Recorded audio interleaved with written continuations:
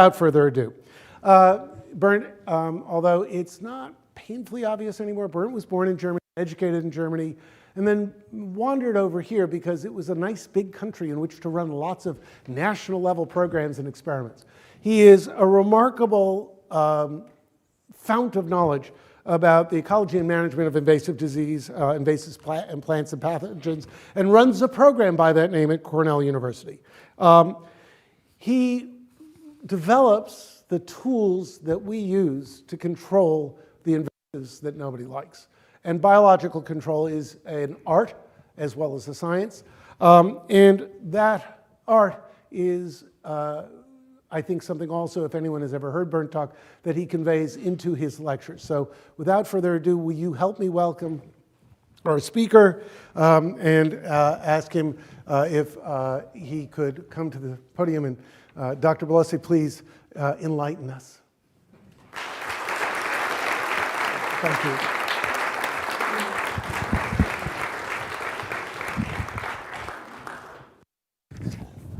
Well, thank you for having me. It's great to be here, have a large audience to talk to, and encourage you to do the right thing in the end. That's what I hope to do. In respect to the online audience, I will be routed to this place. I'm not going to have a pointer, but a big cursor that moves across the screen so people know what I'm talking about. And if I can give it away, I'm not going to talk much about biological control. I will give a good example. I'm not going to talk a lot about too many of the invasive plants. I know there were some questions online. I may have time to answer them. But the big message that I want to convey is conservation in this part of the country and many other places across the US and southern Canada will not happen when we have deer abundance of that sort. So the core for all of us is, what are we going to do? But I wanted to also preface this by telling you where I'm personally coming from and some big picture items. So I care about and want to protect native species and ecosystems. It includes introduced species too. I attempt, and the word is in here, I attempt to manage non-native species and deer to prevent their potential negative ecological and sometimes economic impacts or human health impacts. Not all of them have that. But what matters, and I will start with this to all of us, this is a minefield, a wicked problem, many wicked problems all compacted into something, how we feel about ourselves, our role in nature, what we can do, what we should do, what we shouldn't be doing, and how we articulate that is really, really important. So language matters, words matter, how we articulate that. That will help us in articulating what we think, what we recommend with others that may not be of the same mindset. Not yet, or never will be, right? But we will have these discussions. You have these discussions with your colleagues, with your neighbors, your social media that you're all so well versed in. And in the background of all of that is our own ethics. Where do we come from? Why do we recommend certain things or shy away from others? It's our personal ethics that guide us. How we develop that may be depending on whether you grew up in Germany like I do, or in the US, or in England, or in South Africa, or many other different places around the world. It will shape us. When I say the word demography, who does know what that is? Hands, please. Very, very few. I will get to that. So I will keep it. Evidence. Sometimes these days we think evidence doesn't matter. Right? So we should be doing things that we have some evidence for, that we don't want this to happen or that to happen, but what we do or do not do also has consequences. Data, I could have put the word data in there, but that didn't seem to be a good way for dealing with that. But I'm at a school, am I at a place, I'm a researcher, I'm a scientist, so I feel data matter. But it also matters how you collect them and how you interpret them, right? All of that is going to be important. I'm talking a little bit about that. And then if we decide that we do interventions, we're always incredibly impatient. impatient, right? So we want to do something and we want to see the result.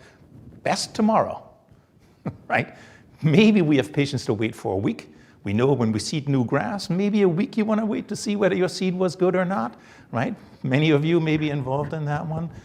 But think about a tree. It needs hundreds of years to become an old individual, right? So patience, seeing what works over time. Do we have that patience to do that? I feel very often we do not, and then we create problems for ourselves. In the end, I want to end with hope. You get the disaster out of the way early on. So we all face that, right? But we also need to think long term.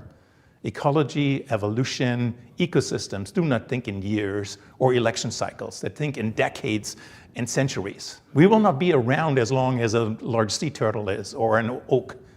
We need to recognize that. We have a specific idea about what is important, and that's linked to our lifetimes, right?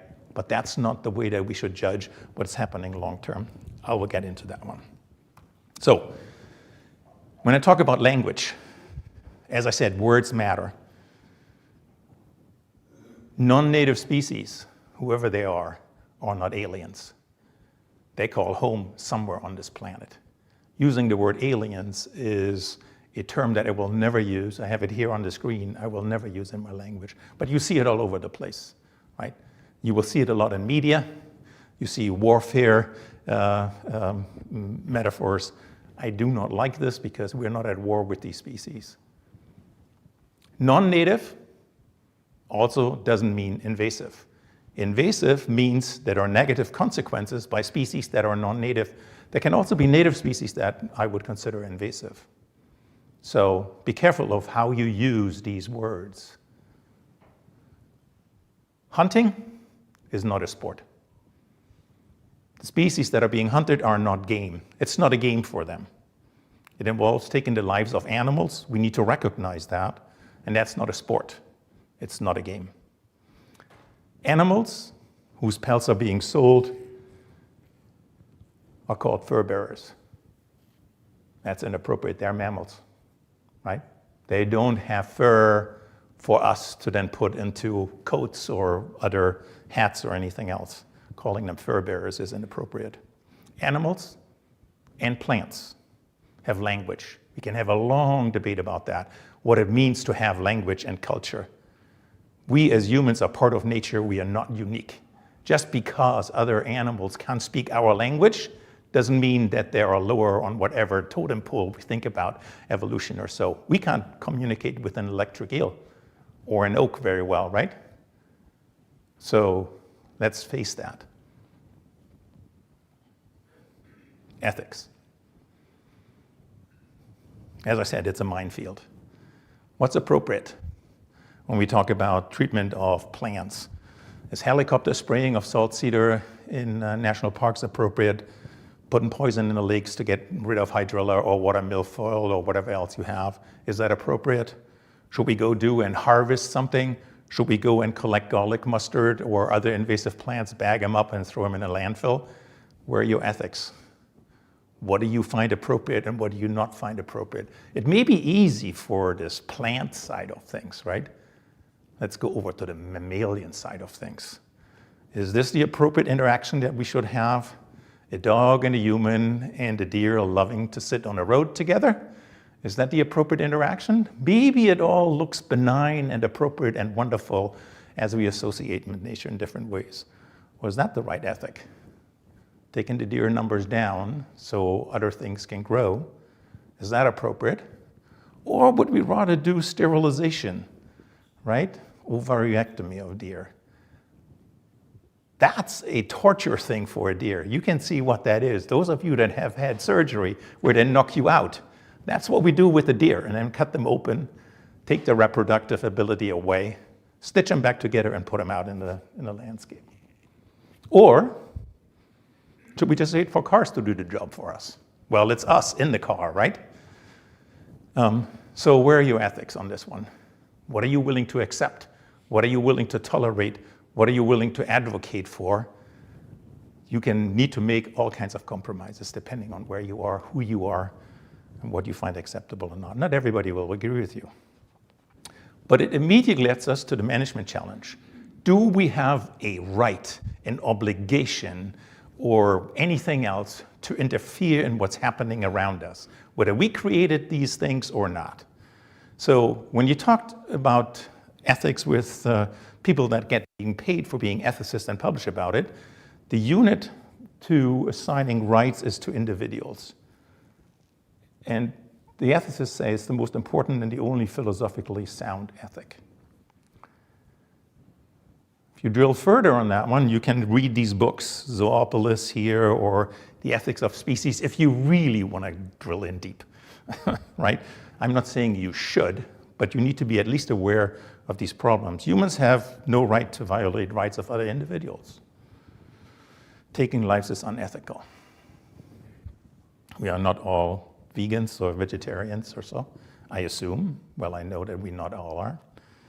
The biota then, when you come from the typical philosophical standpoints, are separated into those that are able to feel pain, that are sentient, the old Singer situation, and those that are not. Sterilization under these things is okay because that animal lives after we have sterilized it, right? I find that that's a violation of wildlife. We do that to domestic pets. Even that I find sometimes questionable whether we should be doing that. Think about it. That animal will be born and it will die at some point. In the middle, we take its self-autonomy away by sterilizing it and then put it back out there. So for me, it's an ethical conundrum that I'm not willing to face. But when we look at things, new evidence that we discuss in the science that you can read about, these barriers of sentience are being broken down. We had a little discussion at dinner about whether you can eat an octopus these days. Right? So I'm not saying who did, but an octopus was consumed. So, and it was delicious as far as I could tell. But insects, invertebrates feel pain and they react. We have evidence for that. Plants communicate. They have language. Can we interfere with them? Taking a carrot out of the garden that you planted, is that killing it? Is it mortality? Is it ethically okay? I think it's ethically okay, but let's make sure we're taking a life right there, right? So who protects the rights of individuals that are negatively affected? Who protects the rights of nature? Is there a right of nature? All things that you can contemplate by invasive species, feral horses, or deer. Nobody argues for them. People typically argue for the ones that are being killed or removed. Who decides? Who represents or rules or enforces? Who is the octopus to put his lawsuit together and say, well, I don't want to be eaten, right? Who represents the octopus? And how do you know what that octopus wants? It's just mind-boggling once you drill down to that, but that's the, as I said, it's the management challenge. Demography. I need to explain that a little bit. Demography is a study of life and death, or birth and death, to better do that. And it involves a whole bunch of transitions through different life stages. If you think about humans, right? There's an egg, there's a sperm, there's a baby, there's a toddler, there's a juvenile, there's an adult, and so forth. As we go through these different life stages, different things can affect us, right? There can be mortality factors that affect babies more than it affects adults. People die of old age or diseases. Lots of different things will happen. The same goes here, and I just put out ticks. So whether you are an egg or whether you are a nymph or where you live, whether you are on a coyote or on a bird or a deer, will determine to some extent what's happening to you. If you're on an opossum, your expectancies to make it to the next stage is pretty slim because they are really good at grooming themselves, all right? You're sitting on a chipmunk or a mouse, hey, you got it made. You're sitting on a deer, well, if that deer gets shot, poof, I'm not sure what's happening to you, right? So all these different things we need to understand, and different forces act at different stages of a life cycle of an animal or of a plant. And to really understand what's happening to populations, we need to understand that, and we can do forecasting, right? So we know kind of what the human population will be. It's different in different countries, depending on how many individuals are being born to a couple or to a woman. Men don't count in that thing, or it's too many of them anyway. So it's the women that make those decisions, or should be making those decisions, and that's what you typically count for. So ticks, I'm not going to talk much more about ticks, but this is what drives tick populations. I know Rick will disagree with me on that one, but if you, so we can talk maybe more about that at some point. So here a little more foray into demography. I've put 3 different things together: a bluebird, an oak, and a trillium. They need to go through these different stages. From an adult, right, there may be a couple of eggs already in your nest boxes that you have at home. It may very well be the case. The young will fledge, they become juveniles, and then adults. If nothing happens and that one individual becomes another individual with some mortality on the way, the population is stable. We call that lambda is an important factor. If lambda is 1, the population is stable. When lambda is below 1, populations decline. If it's over 1, populations increase. Okay, that's what we do. For an oak, very different timeline, right? This oak here that I've depicted here, I don't know where it's from, maybe 400 or 500 years old. Okay, but it still needs to produce an acorn or many acorns at some point to become a little seedling, and then it needs to transition through these various stages of becoming a sapling and a juvenile oak until it starts becoming an old one. As I said, that can take hundreds of years, right? On the way, all kinds of things happen to you. For example, a chipmunk. Chipmunks are kind of cute, right? But they are voracious predators of eggs and juveniles. I avoided to put little videos in here of chicks being raided by chipmunks, of snakes going in collecting eggs, of hawks taking robins out of the nest, just in respect of the audience that we have here. So I'm not showing that. But that's happening every single day. Births and mortality will keep life alive, all right? So that's what's happening to these guys. And they will all eat acorns. Of course they will eat acorns. They will even cut down little seedlings of the oaks. And we go to the trilliums, charismatic species. You will probably have a whole bunch of whites and reds flowering right now here in this area, right? Far fewer than they used to be, and they need to go through a seed phase, up to 7 years sitting dormant in the soil until they all germinate. That's a long time. You need to pass by all these worms and all the seed predators and everything that you have to then finally come up as a little one leaf, as a cotyledon. Maybe you make it, and 7 years later, maybe you're producing a flower. This typical species that we have in our woods are very low seed output, very long-lived. These plants can live for decades. Think about that, decades. We don't even know how long they'll live because in individual tissue, you dig up a root or a rhizome of a trillium, it decays on one end and grows on the other. We do not know how long they'll live. Maybe they'll live for hundreds of years, but it's a very, very slow system in our forests. But then you have things like this. Oh, hell, what happened here? Bambi found an oak. There's another one. Is there one more? Of course there's one more. It doesn't take many deer to decimate what you have in terms of recruitment in the woods. Oh, somebody's watching. Right? So deer affect oaks, chipmunks affect oaks. And then we have things like this. So what I want to point out here is this, why are so many flags here and where should be all trilliums? It's really, really difficult to show what's not there. This is a path of a single deer going through a trillium meadow. Every flag that you see there represents a flowering trillium that was eaten over one night.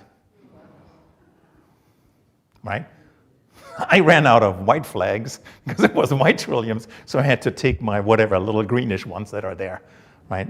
That's a single deer taken out. You can kind of see the path. But deer are not the only threat to trilliums. We have these little critters. It's hidden, but there it is. Just cut the white-footed mouse stealing a fruit of a red trillium and consuming it at the bottom. You can still see it. It's enjoying itself, right? So that's what it does. We didn't know who was taking the trillium seeds at that point, so we just use technology, put a little trail, come up and see who comes and eats this thing. We were always worried, what is this thing that's just where the seed used to be? Who bit this off? Is it a deer? If you want to assign a mortality factor to something, you better be sure that it wasn't a turkey or whatever else. It's a white-footed mouse. But it's something different on the white trilliums. There comes your chipmunk, right? So reaching up or crawling up, and it's taking all the seeds. Not all of the seeds will be dead, though. That's another tricky thing, right? So you know the chipmunks, with the big pouches in there, they carry the seeds and maybe planting them at some point. So we need to be aware of all these different factors that act together in concert, sometimes contradictory, determining life and death of a trillium, from a seed to an adult, of an oak from an acorn to an adult tree, figuring out who is most important to then determine whether these populations are growing or declining or being stable. It's a wicked problem. We don't know how to do it, and it takes a long, long time. Actually, I need to do this. So when we collect evidence, we need to make sure that we collect the right evidence. Can you tell me what's wrong with what I have here on this thing? You don't say anything. What's wrong with this picture? And I'm not talking about the one up on top.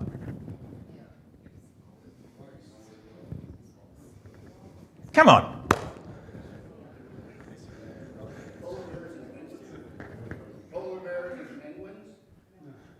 That's what's depicted here. This is a warning of climate change. They never meet unless you're in a zoo. Okay? Penguins, southern hemisphere, polar bears, northern hemisphere.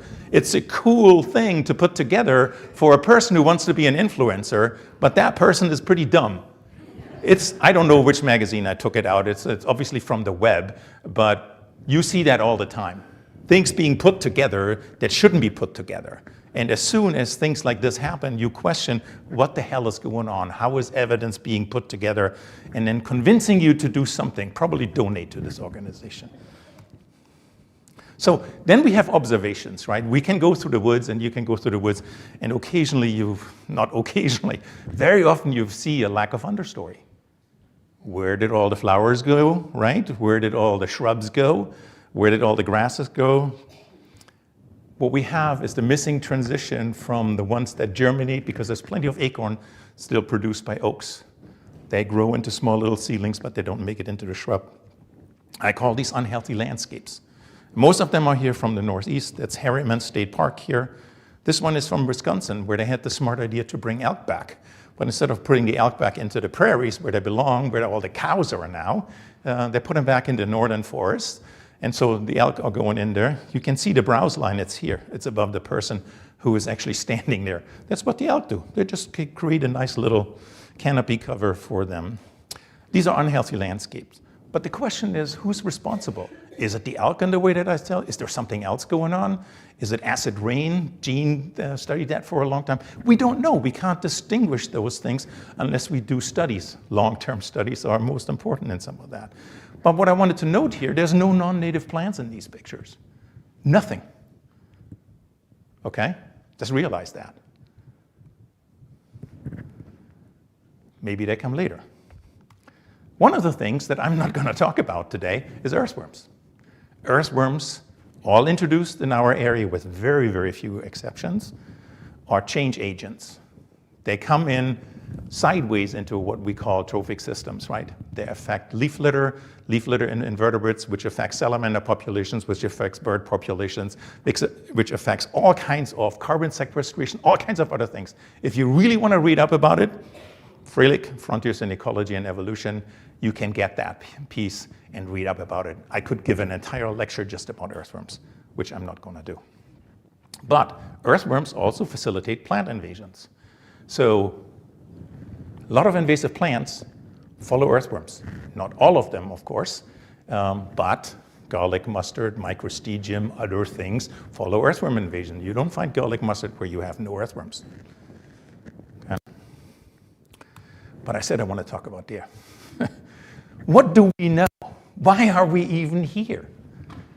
Deer are ecosystem engineers. We know that, right? They're key for Lyme disease, as I said. Rick will dispute that to some extent. There's no Lyme disease in New York City until the deer started showing up, like in Staten Island and others. There's plenty of rats and white-footed mice and chipmunks and raccoons and all kinds of other things in New York City. Central Park, occasionally ticks come in, they don't establish, despite all these carriers for them. There's a long-term study in Connecticut. You reduce deer populations, Lyme disease drops down. But there's a threshold. Regulated hunting doesn't get you there. You need to do culling and do a much lower. So deer are responsible for ecological deterioration, favor invasive plants, and earthworms. I didn't say that, right? But you have lots of deer, you have lots of invasive earthworm, you get lots of invasive plants. I'm going to show you a little bit about that, of evidence. There's thousands of studies. We don't really need new evidence, so we can all go home, right? But the questions that people always ask, does it happen in my neighborhood? Of course it does, but people want to be convinced. Just because it happens in Wisconsin, does it happen in Millbrook? Probably, slightly different, but probably. Seatbelts work just fine in Seattle as they do in New York, but we never questioned that really, right? But in ecology, local context matters. How do we know that the effects occur in our neighborhoods, affects our birds? Our birds. You probably call them, it's my bird, right? That just came to the feeder. You don't own it, just feed it. To the birds and the insects. How do they interact with other stressors like it's climate change? I left that in. So what level of deer reduction or population size is needed to actually avoid the negative effects? This is the wrong question to ask. I put it up here. We don't care about the deer population size. Why? Because we care about what the deer are doing, not about how many of them are there. So, and in part, because people in Alabama want to know how many deer per square mile. People in Canada want to know how many deer per square mile. People in the Midwest want to know how many deer per square mile. The Millbrook Garden Club may want to know how many deer per square mile, and we can not need to put up fences.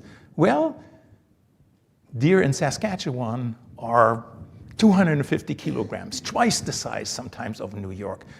Key deer, you know, they're the size of your poodle. So the number of deer per square kilometer or unit area is useless. It's also part of productivity. The biggest deer, if you were a deer hunter, you will know if you want big antlers, you need to go to the Midwest, up and down the Mississippi Valley. The record books are full with big racks coming out of what is now the Corn Belt. High productivity, old forest, deep, old prairies, deep soils, deep carbon, lots of good food. So the number of deer per unit area doesn't matter, it's what they do.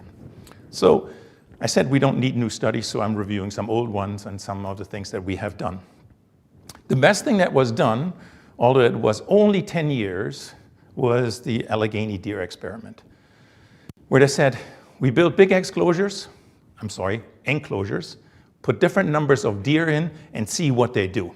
And they studied different things, from bird diversity to insect diversity to tree diversity as a function of deer abundance. They had to abandon it after 10 years because they couldn't keep the deer alive and well enough fed in the high density areas, right? And so they go down, if you can see that, 20 deer per square kilometer to maybe 30.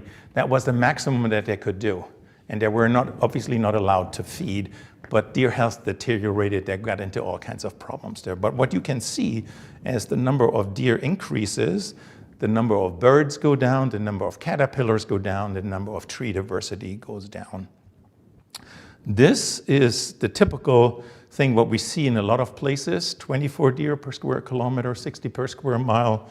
In Cayuga Heights, the enlightened little community where all the Cornell professors live outside Cornell University at some point, had 50 per square kilometer, 125 per square mile. They got rid of them through various means. And so here we have good evidence that what it is. The problem that is encountered is related to demography. Remember that I said an acorn will grow into a small seedling, and then it needs to transition into a sapling and grow up. During that period, it grows into what my colleague Don Waller calls the molar zone. Deer are lazy. They like to eat the stuff that's right there where they walk. So if you were 10 centimeters or shorter, once you get up to a foot, you are in the molar zone of a deer. So if you think about an oak growing, once you're a foot tall, you are in the molar zone of the deer, you will be mowed down. You will not transition to a 5, 6, 7, 8 feet tall tree in the woods. And this is depicted here by Kelly, who did this work in New Jersey. And here's the deer number per square kilometer and the saplings per hectare. You can see you need to go way down until you actually start increasing the saplings. There's all kinds of problems with how the deer densities were determined, but I'm not going to go into that one. But it's very clear that transition from seedling to sapling does not occur when you have too many deer. That's why some of you, fence your trees, right? So if you don't fence them, at some point they will disappear. Not overnight, if you leave them out long enough. By the way, this little picture here is the Binghamton Biodiversity Preserve. Binghamton University, okay? I'm not talking more about that. So, FIA here stands for the Forest Inventory Analysis. So the Forest Service, different researchers, hopefully they will continue that, I have no idea, go out and they have certain plots, and every 5 years they're going to visit these things, count the number of seedlings, count all kinds of things. It's a forest inventory analysis across the country. And a couple of people have made use of this to look at the state of the forests, and this is here in these, I'm too fast. That's in these two lower graphs here. So I'm kind of focusing in a little bit on Pennsylvania, because it's what you make of evidence and how you do evidence and how you can tilt it so that it fulfills a certain worldview that you have. I will focus on that one. So what you can see, we have a regeneration failure across most of the Northeast. This is largely national parks where they're looked at. Our treasures in the Northeast are deteriorating rapidly. There's not going to be a new forest grown with the deer and the invasive plants that are in there. There's obviously a combination of that. So what they're saying here, you have an okay situation here with the seedlings, but it rapidly deteriorates. The saplings are not growing well. So what did the Pennsylvania Game Commission make out of the very same data? They said, oh, we were told we have too many deer. We need to manage the deer. We need to shoot more deer. Deer management in Pennsylvania, if you want to talk about it, you can talk about it. I'm not going to do much more, but they didn't just say where the deer impacts are too heavy is here in the red ones around the population centers, right? Kind of matches where the regeneration failure is. But they also said through most of the rest of Pennsylvania, the forests are in fair shape or pretty good shape because what they count is the number of seedlings. Okay? I just told you what's the important thing is being able to go from a seedling into the sapling. They get out of their responsibilities by changing the way that they are accounting. They say we use FIA data, but we focus on seedlings. If you have plenty of seedlings, our forests are in good shape. They're not. But they got themselves weaseled out of a responsibility that they should have of managing the Pennsylvania deer herd appropriately. So some of the stuff that we do on our properties, we follow friends. We don't give them names, but we give them numbers. And then we go back out and say, how are you this year? Are you flowering? Are you actually there? And so we have them protected behind fences and outside, and we have hundreds of them, painted trilliums, white trilliums, red trilliums, orchids. I'm going to focus a little bit on white and red trilliums here. And what I show here is the dashed line represents, in terms of demography, how many removing how many flowering individuals would be okay to keep populations stable. Their models have been done, it's not our work. Tiffany Knight and others have done that. If you are above that line, populations will decline. If you're below that line, populations are expected to grow. But you can see there's annual variation. lots of annual variation. So you need to collect data for a period of time. And what is also important to see here, the intensity on browse on the red flowering and the white flowering is different. Not all in the same year are they being hammered at the same time. The reds are out for us a little earlier than the whites ones. I don't know whether he is the same here, but here you can see you need not just collect data for a single season to then say, this is what's happening. You need to have many years to do that. And it has all kinds of impacts, what's happening here. Whether you protect it behind a fence, and I'm calling this a fence effect. It's not just deer that we are manipulating, or deer access. There's more happening, and we'll talk about that. So over time, the ones that are protected that are here in black are increasing their seed output, while the ones that are not protected have much lower seed output or even declining. You occasionally get some spring stuff. It's like a hailstorm. Boom, everybody was destroyed. You have very little seed output that year. Maybe you have chipmunks going in. And then plants take time off. I don't know whether you knew that about trilliums. You know it about orchids. Orchids take time off where they're not come above ground. They play with microbes or something else. They're still alive, but they're just not showing up. So what we can see here is that if you're fenced,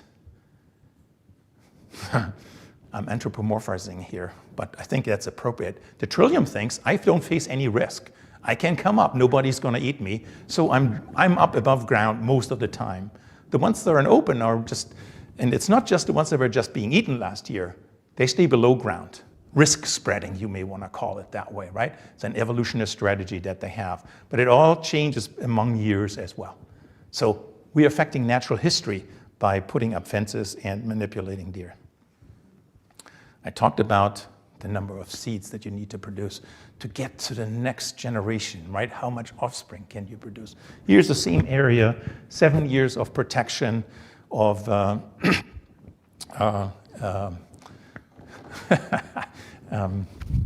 false Solomon seal, okay? So what you can see is if you're protected over time, the total number of seeds are orders of magnitude more than the ones that are exposed to deer.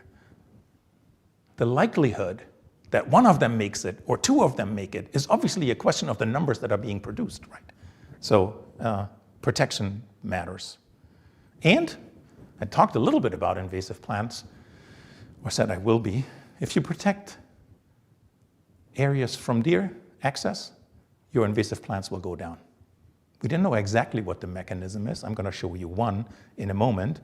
But you fence garlic mustard, or you fence microstegium, or you fence barberry, those populations will decline. It takes much longer for barberry, but the annual growth rates will go down for barberry. For microstegium, it goes very, very quick. And so you put up a fence, you manage lots of different things. You encourage the native species that are being eaten, you discourage the introduced species. It's not for everything. Your vines will not respond to this problem.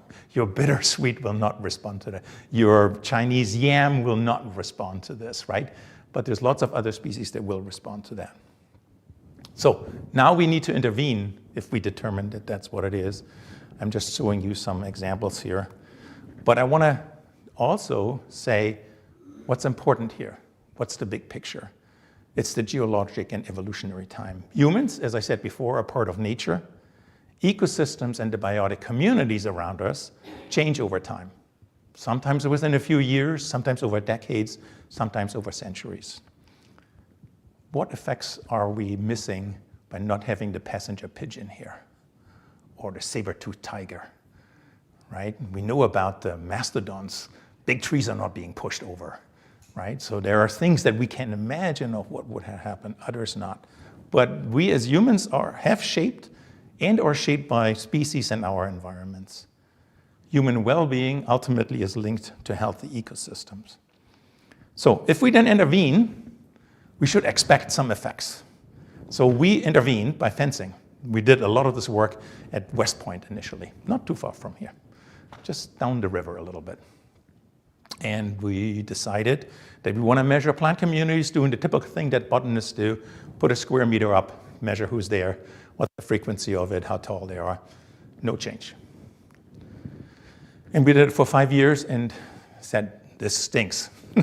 We can't measure an effect. But if you really think about forest communities and long-term effects, deer have sorted out that forest plant community for decades. So what we find in those places are the ones that can tolerate heavy deer browse pressure. Putting up a fence and then hoping that they will respond very rapidly, maybe we were not smart enough when we were thinking about that. So these forest plant communities think over decades, maybe even longer. There may not be seed sources to come in there, right? So the ones that are vulnerable to deer herbivory may have been sorted out. What we did see, though, was individual plants of vulnerable species would respond. There was something happening. There was still a trillium there, or there was still a tree species there. So we started measuring individuals. That was a much, much better approach. So we went away from looking at plant communities to looking at plant individuals. I don't know how much patience you would need to have here for this one to sort itself out, but probably decades. So the other thing that's important for you, if you want to do demonstration things, just putting up a fence and nothing changes on the inside compared to the outside doesn't mean that the deer haven't sorted out their community. Okay? So Elizabeth Simpson, depicted here a few years ago, said, I need to understand what the deer do to the earthworms because we have indications that when we exclude deer, that earthworm populations go down. What the hell? So she used what the Pennsylvania Game Commission does when they do some clear cutting. They put fences around it, and they stay up for decades. So she used our West Point data set and other data sets, went out and did what you need to do to sample earthworms. You pour mustard water onto the ground, the earthworm surface, and you pick them off, and then you can identify them, weigh them, and do all these wonderful things. And so these are wonderful things for an ecologist, maybe not for you. But we have timelines. This still looks small there, but I have a giant error here on my screen. But we have a timeline of the establishment of these deer exclosures from 5 to over 20 years. And what you can see that over time, the earthworm populations plummet as you exclude deer. We were the first to put this out. This has now been found in Indiana and Ohio and Wisconsin. We're not the only ones to document that. We still don't know what the mechanism is. We think it's microbial related, maybe nutrient related. The effect is always the same. So when I'm talking about a fence effect, when we're putting up a fence, and maybe the invasive plants decline on the inside, it may be because the worms are going down. It's not just because you excluded the deer. So it's, as I said, it's a wicked problem, right? And when people publish about something, did you address the worms? Or did you address the deer when you say, I study these effects? Sometimes they do not. It's important. I'm talking a little bit about garlic mustard. If you really want to know what is happening to garlic mustard, go there, listen to the story. It's another webinar. I know it will be on the Carey Institute's website. There's a link to that, so you can visit that. And go there, and I give an entire hour about what's happening to garlic mustard. But the short answer is, this guy here, even though he's not local, is the best manager because he just watches what's going on. These people down here are the worst of them all, together with those guys. Intervening in garlic mustard backfires. Those of you that have tried will know that.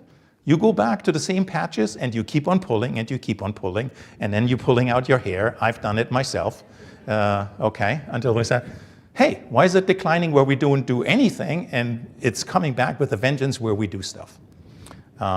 So we did a study, long-term study, 15 years in some places, across the Northeast, with other land managers in different states. This is what's happening over time. So remember that I talked about Lamna? Lamna 1 is where populations are stable.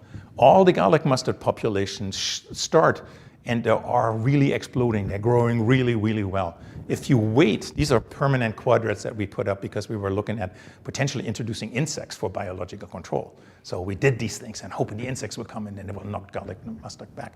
Didn't need the insect. Garlic mustard did it to himself. Itself, herself, I don't know. What's the pronoun of garlic mustard? I don't know. So this is the population growth rate. Lamna is the population growth rate over time. It takes a decade to 12 years, and all the populations are declining, no matter where you are. You may have seen it in areas where garlic mustard was, and then it declines. It does not decline if you interfere, because what happens is Some of you are gardeners, I think, with plants, right? So you know what negative soil feedback is? Ever heard of that? Don't plant tomatoes where you had potatoes, or tomatoes after tomatoes, because the soil is not right for it. It will kill it. You build up microbial communities in the soil that will selectively kill the plant that was there before. And it's a function that the plants build up, not all plants, but many plants build up soil microbial communities that are detrimental to themselves. That's what garlic mustard does. It's selective to garlic mustard. So don't do anything. Sit on the bench, eat some good food, drink a cider or a beer or whatever it is your beverage of choice. Do not interfere with garlic mustard. It will go away. Now, it will keep on spreading to places where it hasn't been. Right? So if garlic mustard hasn't been in a place, it will come, it will occupy it if there are worms, it will explode, and then it will collapse on itself. Patience.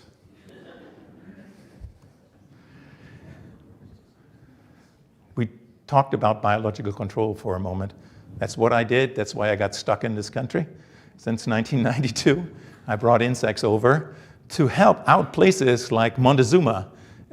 Right? So if you drove through Montezuma 30 years ago, this is what you saw in July and August, a sea of purple loosestrife.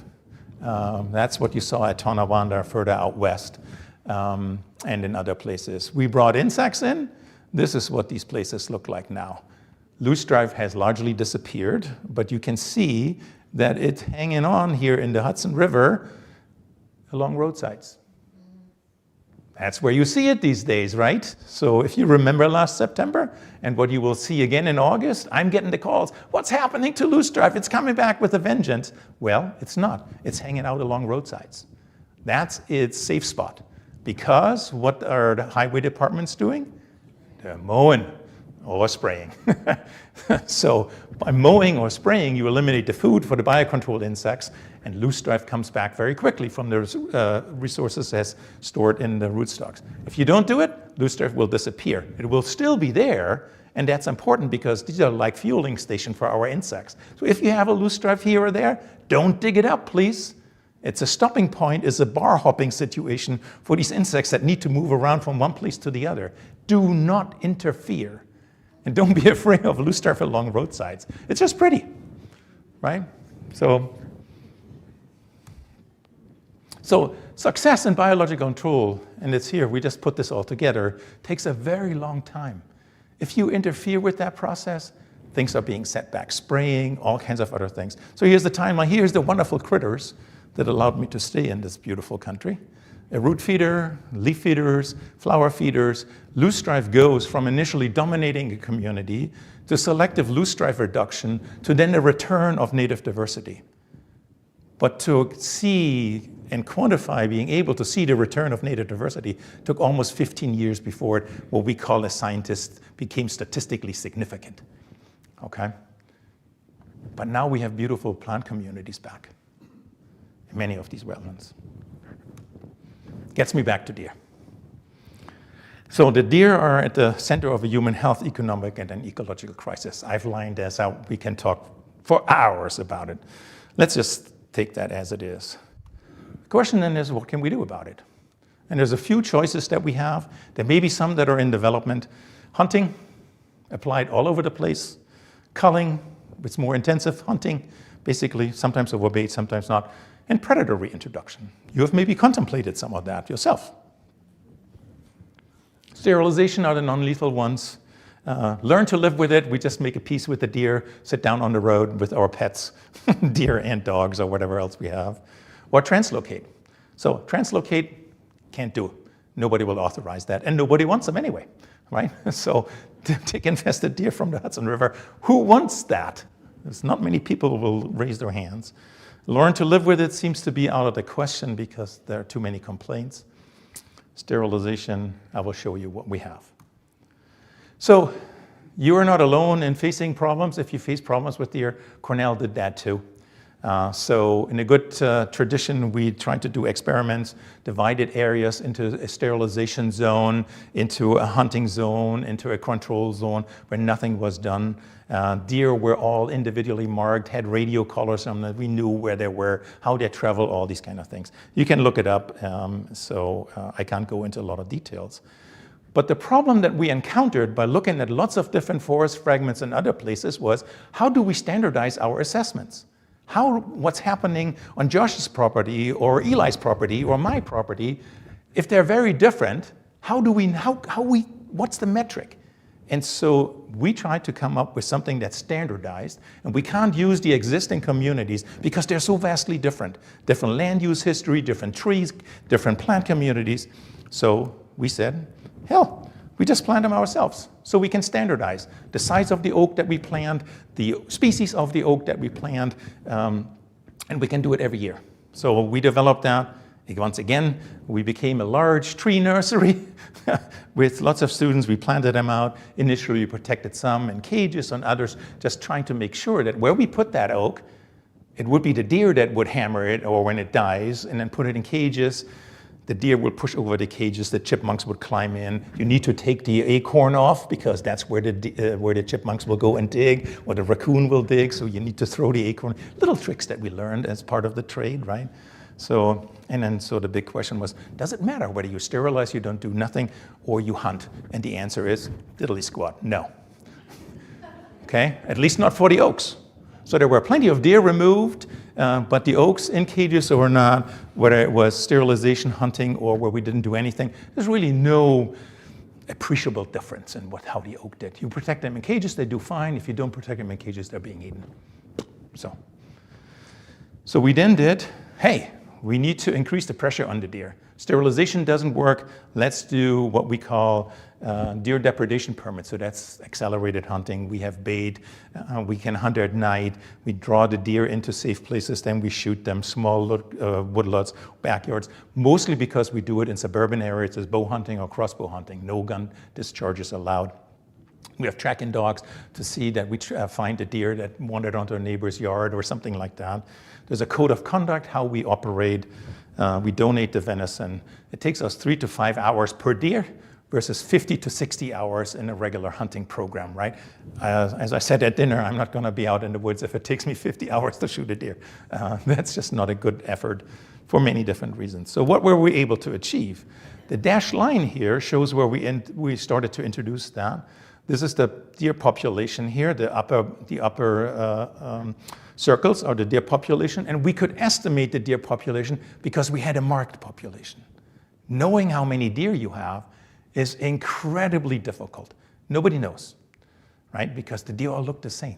I know well, I'm sorry, deer. You do not all look the same. You can probably identify fawns by their spots, but they'll lose that, so you can't track them through their lifetime. You can see something about antlers in the way that they develop, but you have 2 twin bucks that look exactly the same in terms of the antler configuration, which we figured out. You can do genetic tests collecting poop, so whatever. We had a marked population, at least initially, so we know how many deer were there in the core campus zone, and this is what the deer removals were by cars and hunters. I can tell you, cars are as effective as hunters. Hunters don't like to hear that, right? But the number of deer killed, and we knew which ones were killed because we had them all collared or at least earmarked, right? So the number, and this is not a major highway, this is around Ithaca. So we were able to reduce the deer population down, but the friendly city of Ithaca and surrounding communities donated deer to us that we then needed to keep on shooting. And we were only able to produce an initial decline. That decline was not just temporary, we were able to suppress it, but not enough to allow our oaks to do well. But this is a funny thing to read because you needed to from right to left. So what we were able to do is show that our oak browse rates are a function of the deer abundance in that area. So see, this is starting in 2010. Going down to 2015. This almost looks like fake data. Believe me, it's true. So as the deer numbers were going down, our oak browse rates were going down. So we knew we had a good system and a good tool to measure what's happening. Now, we estimate that you need to reduce deer browse, the annual deer browse rate on oaks to below 20% to actually get a tree back. If you think about how slow it grows, or an oak grows, right? Maybe it needs 20 years more to get out of deer browse height. If more than 20% are eaten annually, none of them will make it. So it's a back of the napkin kind of calculation. So what did we learn? Suburban and rural landscapes overrun and under high deer pressure. The threats are purely known or recognized, even though we have so many studies. I could tell you about the deer and salamanders. I can tell you about deer and frogs. I can tell you about all kinds of other things that we have now started to measure where the deer have negative impacts. I'm not doing that. Maybe for the next show. The lethal methods, absolutely no promise, because they only reduce the fertility, but not the browsing damage. What we have seen is that the deer that are being sterilized, many of you are probably parents, right? They know what the kids have taken out of you. Monetarily, energy-wise, or otherwise. The does that do no longer raise fawns live long, and I don't know, happy lives. Doesn't affect the bucks much, but we have 17-year-old deer, female deer, that cross 79 every day twice, looking left and right, never show up at our bait stations, only when there's no hunter in the stand. Again, I don't know where they live happy lives, but they live very long lives. And they eat every single day. So, same with recreational hunting, unable to reduce deer populations to a level that are acceptable. Deer reductions, as I said, may occur through vehicle collisions. The available toolkit is rather limited. That leads us to wolves and mountain lions and bears, all these big predators, not your house cats. Who has watched that video, how wolves change the rivers, about the wolves in Yellowstone and how they did that? At least some. You are not part of the 45 million people that have watched that video that's narrated by Monbiot. And it's wrong. It's wrong. I'm sorry. So this is all about trophic cascades, right? So what we thought the wolves did in Yellowstone has come under increasing criticism because of the way that it was measured. The way that the association was between declining elk numbers and wolves. When most of the elk were actually shot outside the park by humans, then you have grizzly bears, you have black bears, you have mountain lions, all contribute to that. Wolves, yes, they ate some elk. But the story is not just the wolf story, it's much more complicated. This woman here, Elaine Bryce, is a postdoc of mine. She worked at the Yellowstone system. You can imagine if a young woman comes and challenges the graybacks that are running around in ecology and telling the truths that are not quite the truths. She has faced all of that. But I was lucky to recruit her to what we call our Wisconsin project. So I would have loved to study the effect of wolves on deer and forest vegetation in New York. Have no wolves here.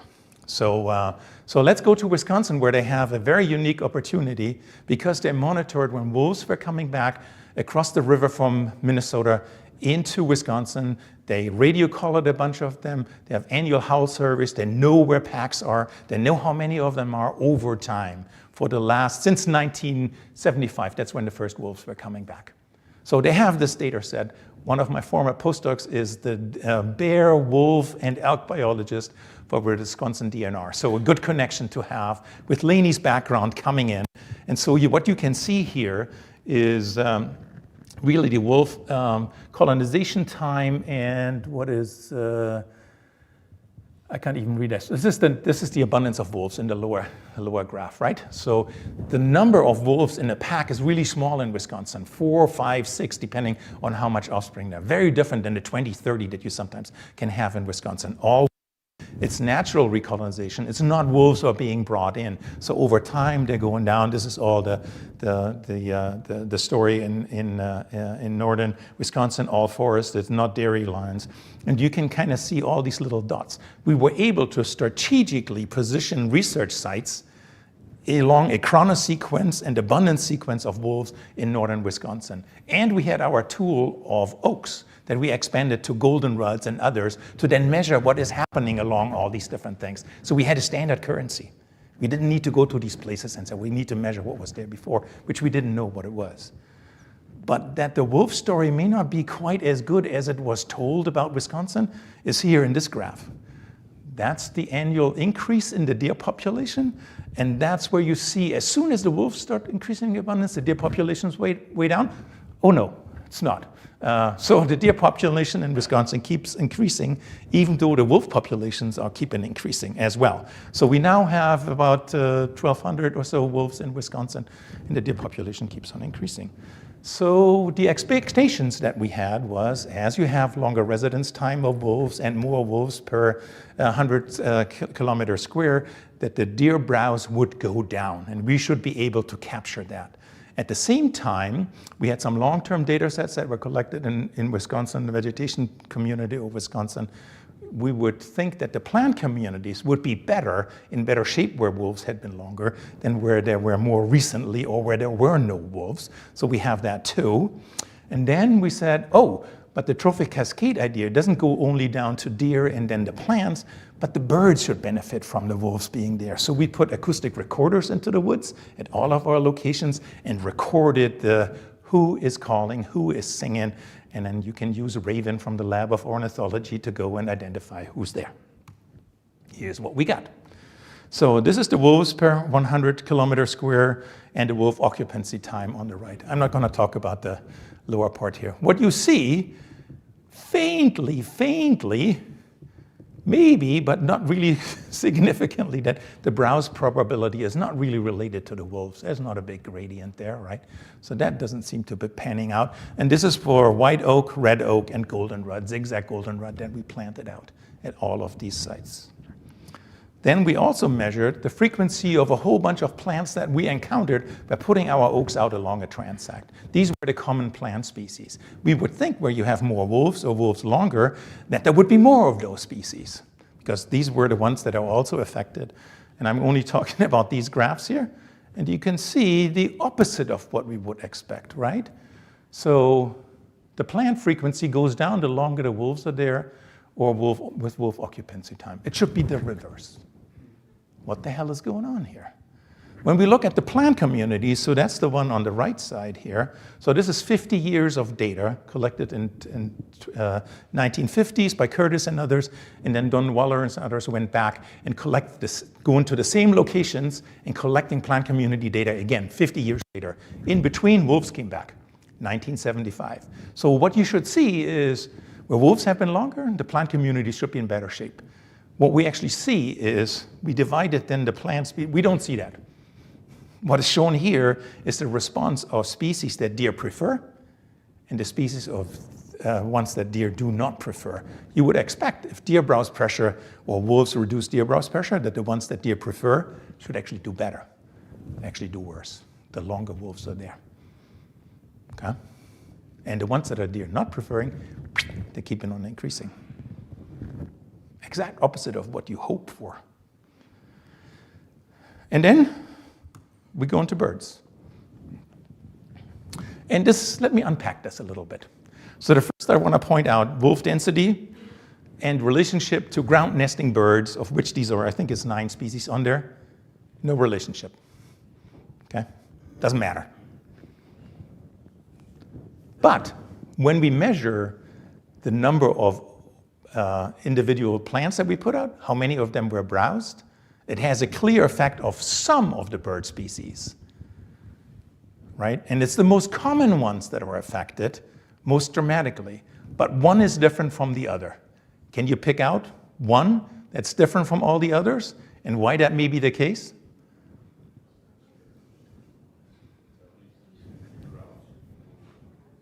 No, look at the ones that you may not be birders, I'm sorry. What I have here is hermit thrush, veery, ovenbird, and eastern towhee. In this order, ovenbird, hermit thrush, eastern towhee, and veery.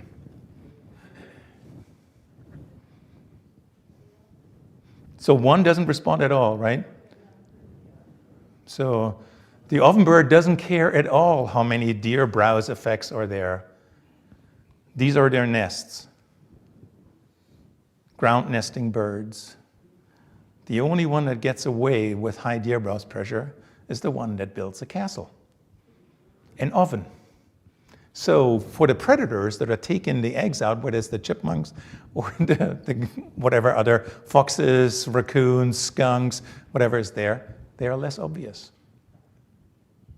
They get away with it because they have a protective nest.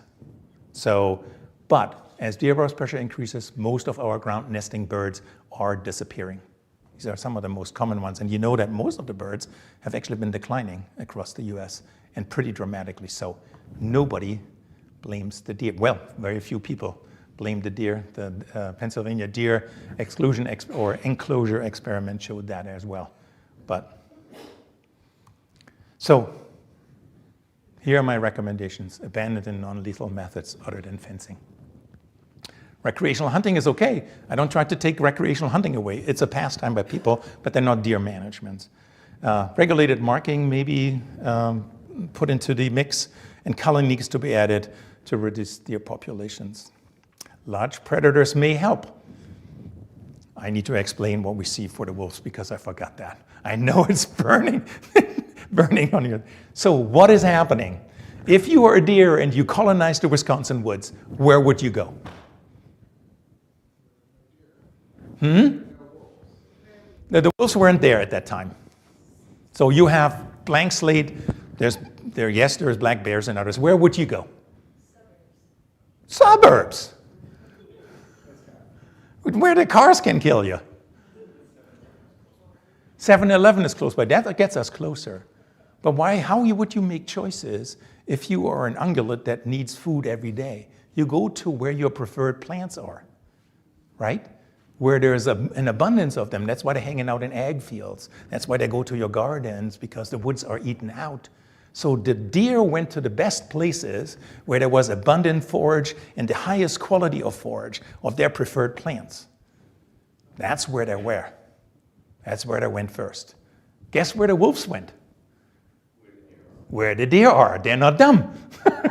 Exactly. So what we're seeing here, instead of a top-down trophic cascade, we see a bottom-up. The deer go to the places where there's high fertility, good growth of the ones. It had to be safe as well. The wolves followed. So that's why we see the decline. The longer the wolves are in the places, or higher the wolf abundance is, because the deer have been there the longest, and the wolves come in, but they can't control the populations. You would need 20,000 wolves or more in Wisconsin to start reducing the deer populations, okay?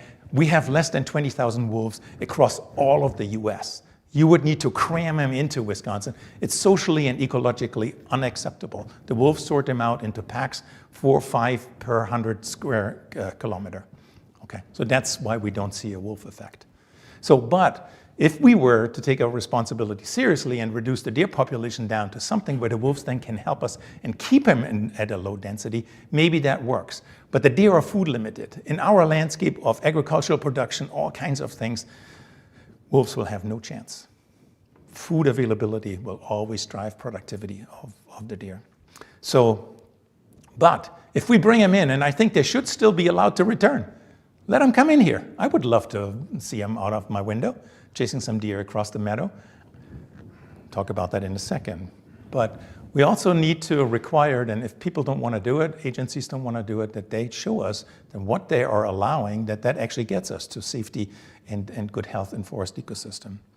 We should, as humans, need to shoulder the main responsibilities for herbivore and deer management. I want to get to a little bit of hope. I hope I can still do that. Nature is not weak.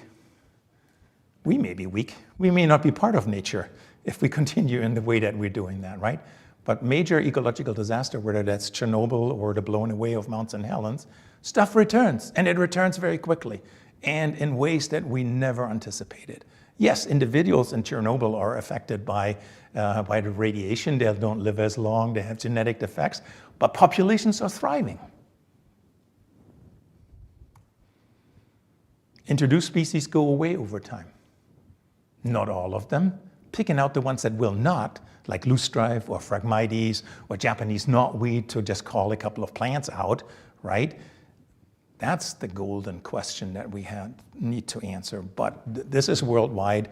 Ants, squirrels, the red squirrel, no, the gray squirrel. We talked about that over dinner. Why does the red squirrel disappear in England?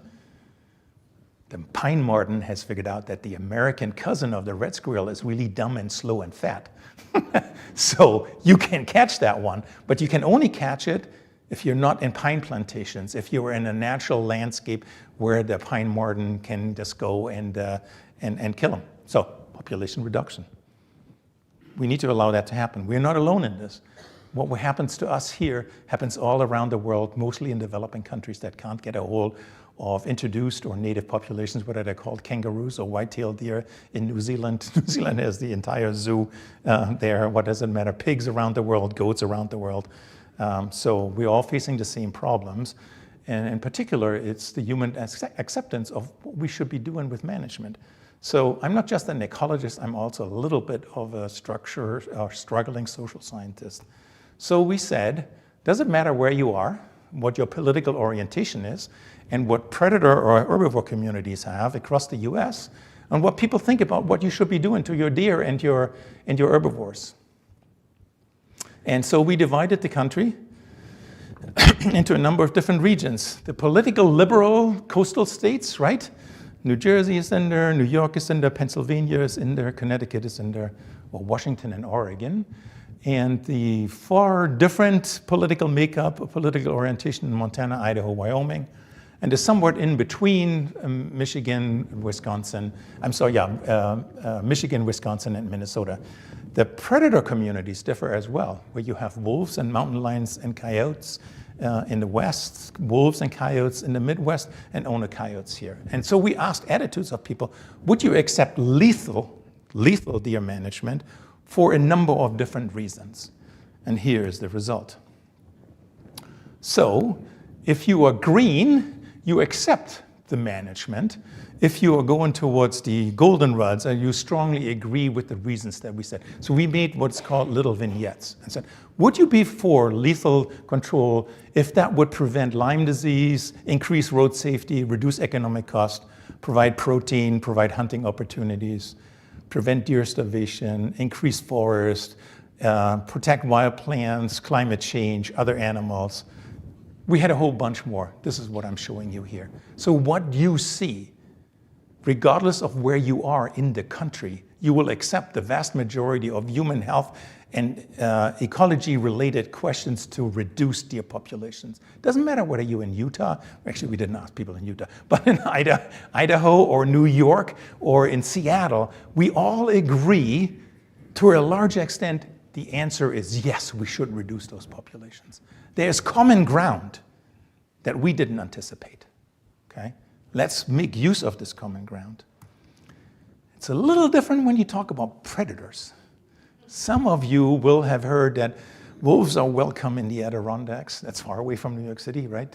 And so other places, the acceptance is not quite as high. It's actually pretty minimal, around 30% or so. The vast majority, we also asked people, would you welcome these predators in your neighborhood? To get away, I'm saying, oh, I'm sitting in New York City, let them go into the Adirondacks, wild places in New York, or wild places in the Rocky Mountains, or something like that. And so the acceptance is the least for mountain lions. And I don't know quite why that is. Maybe because it's an ambush predator. Do you have an idea about that, Josh? Do you think that that's bad press? Guess, I don't know. So anyway, and then what you also see is the Northeast really sucks in terms of predator acceptance. We only have coyotes, and coyotes are not that different from wolves in terms of their acceptance. Makes no ecological sense to me. None whatsoever, but that's what the outcome is. These are 10,000 people in this sample, by the way. Okay, so it's, and they're randomly selected. We use Qualtrics, so people went out and they are almost representative of the local populations. It's not a snowball sampling. So it's a very different way of asking these questions, right? But so the highest acceptance is in the Pacific Northwest, where they have all three predators. We haven't figured out why that is because we didn't ask them questions. But if you live with predators, your acceptance rate goes up. And then what you have always heard is that your rural citizens and your hunters differ from the urban citizens and the non-hunters. No truth to that. I'm only showing you New York ones here, because that matters for us, but it's the same across the board. The urbanites are not different from the rural folks. The hunters actually love predators. Their acceptance is much higher when you are a hunter.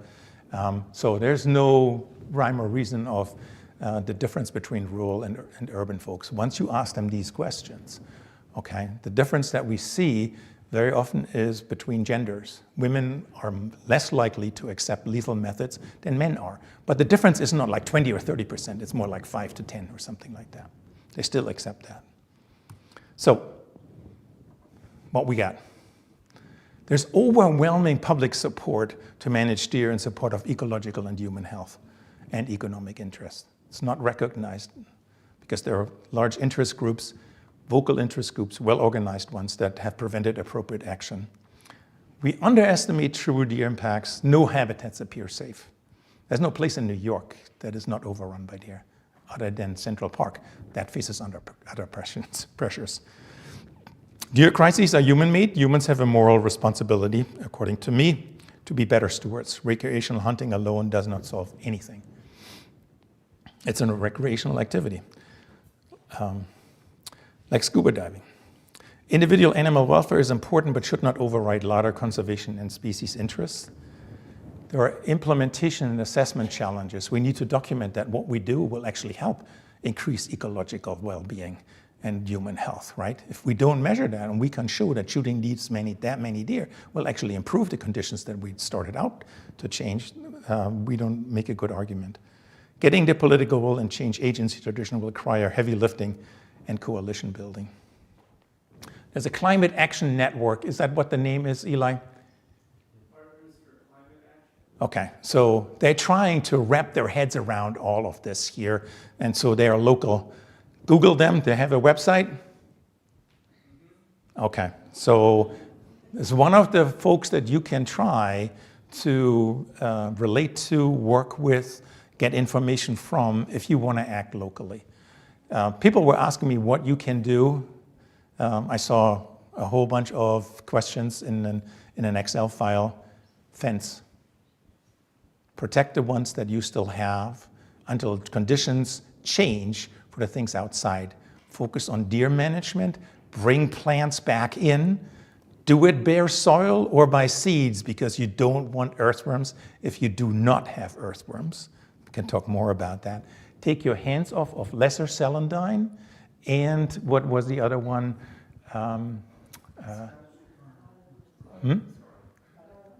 Garlic mustard, take your hands off, and there is this beautiful ones, Dame's Rocket. Take your hands off that. It's only on the roadsides. It beautifies your roadsides in a couple of weeks. It doesn't go into the forest. The slugs prevent it from doing that.